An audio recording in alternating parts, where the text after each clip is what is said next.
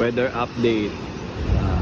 Boracay, October 26, 2024. Medyo gumaganda na po yung panahon.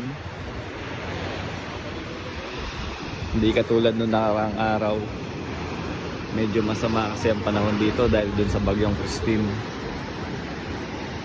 Pero ngayon umaaraw na at hindi na masyadong malakas ang alon. Dami na nagsiswimming, oh.